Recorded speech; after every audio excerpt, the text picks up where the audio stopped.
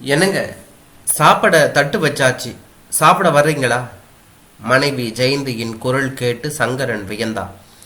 பசிக்குது, சீக்கிரம் சாப்பாடு போடு என்று சொன்னால் கூட டிவி சீரியலை விட்டு எழுந்து வர மனமில்லாமல், கொஞ்சம் இருங்க, இப்ப முடிஞ்சிடும், வரேன் என்று உட்கார்ந்திருப்பவள் என்று என்னடா அதிசயமாக அவளாகவே கூப்பிடுகிறாள், இது கனவா என்று தன்னைத்தானே கிள்ளி பார்த்து கொண்டார். வலித்தது. தன் மகன் அரவிந்திடம், டேய் சாப்பிட வந்துடு, உங்கள் அம்மாவே கூப்பிடும்போது போயிடுவோம், இல்லை அப்புறம் சாப்பாடு கிடைக்குமோ என்னவோ என்று தமா செய்தபடி எழுந்தார் என்று தான் சொல்ல வேண்டும். ஆமாம், உங்களுக்கு என்னைக்கும் கேலிதான், எனக்கு வேலை இருக்கு, சீக்கிரம் சாப்பாட்டு கடை முடிஞ்சா நான் வேலையை பார்ப்பேன் என்று முனகினாள் ஜெயந்தி. எஜமானி அம்மாவுக்கு இந்த நேரத்தில் மேலே அப்படி என்ன வேலை என்று கேட்டார்கள். அப்பா, உங்களுக்கு தெரியாதா, இன்னையிலிருந்து ஒரு புதிய மெகா சீரியல் ஆரம்பிக்கிறதுப்பா, அதான் இருக்கும் என்று அப்பாவும் பிள்ளையும் தன்னை கிண்டல் பண்ணுவதை ரசித்து சிரித்தாள் ஜெயந்தி. சான்ஸ் கிடைச்சதுன்னு 2 பேரும் ஆரம்பிச்சிட்டீங்களா என்றபடி தன் தட்டிலும் சாப்பாடு எடுத்து வைத்து கொண்டாள் என்றுதான் சொல்ல வேண்டும். நான் வேலைன்னு சொன்னது என்ன தெரியுமா, அடுத்த வாரம் நவராத்திரி ஆரம்பம், கொலு வைக்கணும், கொலுவுக்கு வருபவர்களுக்கு கொடுக்க கிஃப்ட் வாங்கணும். அப்புறம் என் சித்தி பெண் உஷா கொலு சமயம் மதுரையிலிருந்து வரதால எப்போதும் யாராவது ஒருத்தருக்கு கொடுக்கிற புடவையை இந்த முறை அவளுக்கு கொடுத்துடலாம்னு இருக்கேன். அதுதான் கடைக்கு போகணும், என்னென்ன ஐட்டமெல்லாம் வாங்கணும் என்று லிஸ்ட் எடுக்கணும், அதுதான் வேலை. ஏங்க, உங்களுக்கு நாளைக்கு லீவு தானே, என்னை ஷாப்பிங் கூட்டிகிட்டு போக வேண்டிய வேலை உங்களுடையது என்று சொன்னான். சங்கரன் திடுக்கிட்டு பள்ளிக்கூடம் தங்கர்பச்சான் போல ஐயோடா என்றார். நான் எதுக்குமா, உன்னுடைய சிநேகிதியை கூட்டிக் கொண்டு போயிட்டு வா, நான் வீட்டில் இருக்கேன், நான் வந்தேன் என்றால் இது எதுக்கு அது எதுக்கு என்று நான் கேட்க உனக்கு மூட் அவுட் ஆக இதெல்லாம் தேவையா, உனக்கு வேணுங்கிற பணம் எடுத்துக்கோ, போயிட்டு வா என்றார். சரி, நாளை காலை வேலைக்காரி கமலா வந்து வேலையெல்லாம் முடித்து போனவுடன் நான் கிளம்புகிறேன் என்று முடித்தாள் என்று தான் சொல்ல வேண்டும். அடுத்த நாள் சொன்னபடி எந்த வேலையும் நடக்கவில்லை. கமலா வேலைக்கு தாமதமாக தான் வந்தாள். ஏனென்று கேட்டதற்கு, அத்தை மாமியாருக்கு உடம்பு முடியலம்மா, அவங்கள ஆஸ்பத்திரிக்கு அழைச்சிக்கிட்டு போய் காட்டிட்டு வீட்டில் விட்டுட்டு வரேம்மா, அதான் நேரமாயிடுச்சு என்று சொன்னார். ஏன், உன் வீட்டுக்காரர் கூட்டிகிட்டு போக மாட்டாரா என்று கேட்டாள். பாவம், அவருக்கு எங்கம்மா நேரம், டியூட்டிக்கு போயிருக்காரு என்றாள். பாதி வேளையில் அத்தைக்கு சாப்பாடு ஏதாச்சும் கொடுத்துட்டு வந்துடுறேம்மா, பாவம் ராத்திரியிலிருந்து பட்னியாக இருக்கும், ஒன்றுமே சாப்பிடலாமா என்று சொல்லிவிட்டு வீட்டுக்கு கிளம்பி விட்டாள் என்று தான் சொல்ல வேண்டும். ஜெயந்தியால் அடுத்த நாள் தான் வெளியே போக முடிந்தது என்று தான் சொல்ல வேண்டும். பண்டிகைக்கு வேண்டிய சாமான்கள் மற்றும் சித்தி பெண்ணுக்காக 2-3 கடை ஏறி விலை உயர்ந்த புடவையாக தேர்ந்தெடுத்து வாங்கி வந்தாள் என்று தான் சொல்ல வேண்டும். 2 நாளில் நவராத்திரி வைபவம் ஆரம்பமாகிவிட்டது. அவர்களின் வீடு ஒரே காம்பவுண்டுக்குள் இருக்கும் 6 வீடுகளில் ஒன்று. வருவோரும் போவோரும் அந்த காம்பவுண்டே கலகலவென்று இருந்தது என்று தான் சொல்ல வேண்டும். ஜெயந்தி மற்றவர் வீட்டுக்கு போவதும் மற்றவர்கள் இவர்கள் வீட்டுக்கு வருவதுமாக 3 நாள் ஓடியது.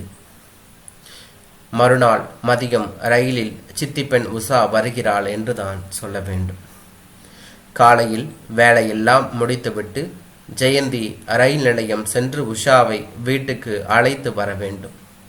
காலையில் எழுந்து ஜெயந்தி தான் பறந்தாலே தவிர வேலைக்கு கமலா வந்து சேரவில்லை. ஜெயந்தி வாசலில் போய் நின்று விட்டாள். கமலா வருகிறாளா என்று பார்த்து கொண்டு. அப்போது தூரத்தில் கமலா மாதிரி தெரிந்தது. ஒவ்வொரு வீடாக ஏறி இறங்கி கொண்டிருந்தாள். அதை பார்த்துவிட்டு கோபத்துடன் ஜெயந்தி உள்ளே போனாள். வரட்டும், அவள் வரட்டும், அவள் இன்னைக்கு 2ல் 1 கேட்டுடணும், நம்ம வீட்டை தவிர இன்னும் எத்தனை வீடு வேலைக்கு போகிறாள் என்று அவள் மனதிற்குள் கருவி கொண்டிருக்கும் போதே கமலா உள்ளே நுழைந்தாள். ஜெயந்தி மௌனமாக இருக்க முயற்சித்தாள். அவள் வேலை முடிக்கும் முன் ஏதாவது பேசி சண்டையாகி விருந்தாளி வரும் நேரம், பண்டிகை நாளில் ஆள் இல்லாமல் கஷ்டப்பட நேரிடமோ என்று பயந்து கோபத்தை அடக்கி கொண்டாள் என்று தான் சொல்ல வேண்டும். ஆனால் கமலா வெள்ளந்தியாக அவளை ஆரம்பித்தாள். அம்மா, இன்னைக்கு என்னாச்சு தெரியுமா, நான் வர வழியில் காம்பவுண்டு கேட்டுக்கிட்ட பலன்னு என்னமோ மின்னித்தா என்னன்னு பார்த்தேன். சின்ன குழந்தைங்க கையில் போடுற வலை பார்த்தா தங்கம் மினுமினுத்தது. யாரோடது என்னன்னு ஒன்றுமே தெரியாமல் முழிச்சேனா. அப்புறம் பார்த்தேன், எப்படியும் இந்த 5 வீட்டுக்காரங்களுக்கு தெரியாமையா இருக்கும்னு ஒவ்வொரு வீடாக போய் விசாரித்ததில் நம்ம 3வது வீடு வாத்தியார் அம்மா வீட்டுக்கு நேற்று பொம்மை கொழுக்கு கை குழந்தையோட 2 பேர் வந்திருக்காங்களாம். அவங்க தான் தொலைச்சிட்டாங்களாம். நேற்று ராத்திரியே ஃபோன் பண்ணாங்களாம். இவங்களும் தேடி இருக்காங்க, கிடைக்கல. அப்புறம் வலைய அவங்க கிட்ட கொடுக்க சொல்லி கொடுத்துட்டு வந்தேன்.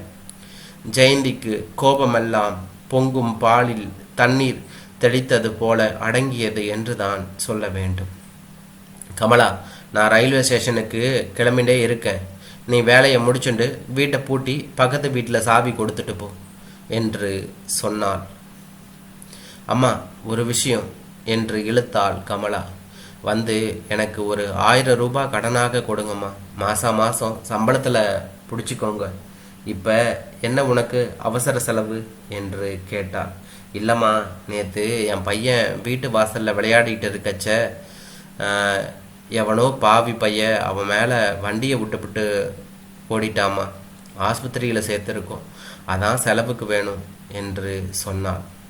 பையிலிருந்து பணத்தை எடுத்து கொடுத்து விட்டு ஜெயந்தி கிளம்பினாள் என்று தான் சொல்ல வேண்டும். 1 மணிக்கு வர வேண்டிய ரயில் 1 மணி நேரம் தாமதமாக 2 மணிக்கு வந்தது. உஷா முதல் வகுப்பு ஏசி பெட்டியிலிருந்து இறங்கினாள். முன்பு பார்த்ததை விட 2 மடங்காகி இருந்தாள் என்று தான் சொல்ல வேண்டும். சகோதரிகள் சந்தித்தவுடன் வாய் ஓயாமல் பேசிக்கொண்டே வந்தார்கள். ஜெயந்தி, உன்னை பார்த்து எவ்வளவு நாளாச்சு? உஷா, 3 வருஷம் முன்னாடி நம்ம சாந்தா கல்யாணத்தில் பார்த்தது. எப்படி இருக்க? உன் வீட்டுக்காரர் திவாகர் எப்படி இருக்கா? உன் மாமியார் நாத்தனார் எப்படி இருக்காங்க? இப்போ உன் பையனும் பொண்ணும் என்ன படிக்கிறாங்க என்று சரமாரியாக கேள்விகளை தொடுத்தார். அதை ஏன் கேட்குற? மாமியார் போய் சேர்ந்து வருஷம் 2 ஆகிறது. பையன் மனோ ஸ்டேட்ஸில் இருக்கான். பெண் டிகிரி 2வது வருஷம் என்று பரஸ்பரம் குடும்ப விஷயங்கள் பேசி வந்தார்கள். அன்று முழுவதும் இருவரும் பேசியே பொழுதை கழித்தார்கள். அடுத்த நாள் உஷா கோவில்களுக்கு போகலாம் என்று சொன்னதினால் வாடகை கார் ஏற்பாடு செய்து அனுப்பி வைத்தார். ஜெயந்தி உடைய நெருங்கிய தோழி பானு கொலு பார்க்க வருவதாக சொல்லியிருந்தாள். ஜெயந்தி அவளுடன் போக முடியவில்லை என்று தான் சொல்ல வேண்டும். பானு ஜெயந்தி உடைய நெடுநாளைய தோழி. பள்ளி கல்லூரிகளில் ஒன்றாக படித்தார்கள். அப்பொழுதெல்லாம் எப்போதும் இணை பிரியாமல் இருப்பார்கள்.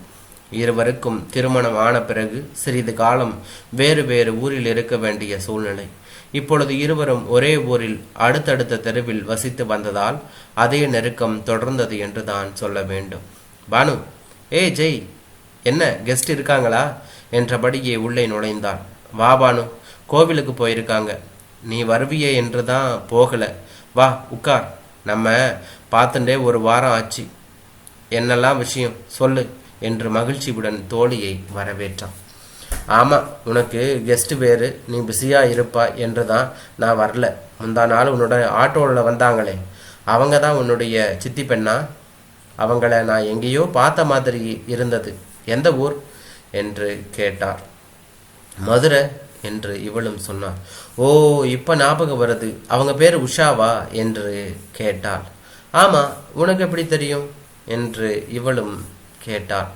அது பெரிய கதை, இரு சொல்கிறேன் என்று வாசல் பக்கம் எட்டி பார்த்துவிட்டு நாம் பேசி கொண்டிருக்கும் போது வந்துட மாட்டாங்களே என்று கேட்டாள்.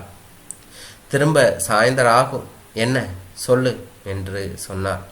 நீ தப்பா எடுத்துக்க மாட்டையே என்று பானு பீடிகை போட்டாள். இல்லை சொல்ல, இவ்வளவு சஸ்பென்ஸ் வைக்கிற என்று கேட்டாள். நான் கொஞ்ச நாள் மதுரையில் இருந்தேனே, அப்போது என் வீட்டு பக்கத்து வீட்டில் தான் உஷா இருந்தா. அவள் மாமியாரும் அவங்க கூட தான் இருந்தாங்க. ஆனால் பாவம் தெரியுமா, அவங்க ரொம்ப நல்லவங்க. அவங்கள உஷா பாடாப்படுத்தவா. அவளை பார்த்து அவள் பொண்ணு அவங்கள மதிக்க.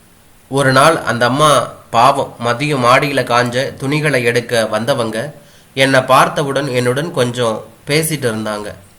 அவங்க வீட்டுக்கு போவதற்குள் உஷாவும் அவள் பெண்ணும் வீட்டை பூட்டி கொண்டு வெளியில் போய்விட்டார்கள்.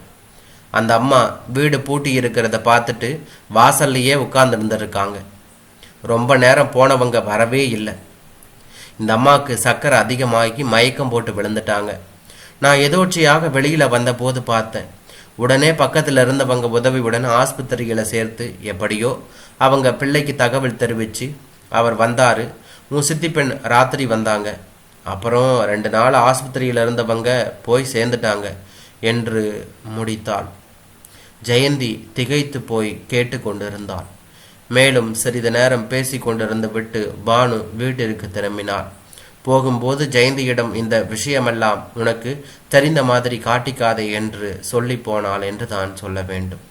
அடுத்த 2வது நாள் உஷா ஊருக்கு கிளம்பினாள். ஜெயந்தி அவளுக்கு வெற்றிலை பாக்கு மற்றும் அவளுக்கு என்று வாங்கிய புடவையை தவிர மற்ற எல்லா மங்கள பொருட்களும் வைத்து கொடுத்தாள். அதை பார்த்த சங்கரன் வியந்தார். இந்த பொம்பளைங்களே இப்படிதான் போல, எத்தனை புடவை இருந்தாலும் அவங்களுக்கு மனசே வராது என்று நினைத்தார். பூஜை விமரிசையாக நடந்தேறியது. பூஜை முடிந்த கையுடன் ஜெயந்தி பாத்திரம் தேய்த்து கொண்டிருந்த கமலாவிடம், கமலா, கை காலெல்லாம் நன்றாக கழுவி கொண்டு இங்கே வா என்று அழைத்தாள். கமலா ஒன்றும் புரியாமல் வந்தாள். ஜெயந்தி பூஜை அறைக்கு கமலாவை அழைத்து ஒரு மனை போட்டு உட்கார வைத்தாள். வெற்றிலை பாக்கு, மங்கள பொருட்கள், அதனுடன் உஷாவுக்கென்று வாங்கி வைத்திருந்த புடவை எல்லாம் தட்டில் வைத்து கமலாவுக்கு கொடுத்தாள் என்றார்.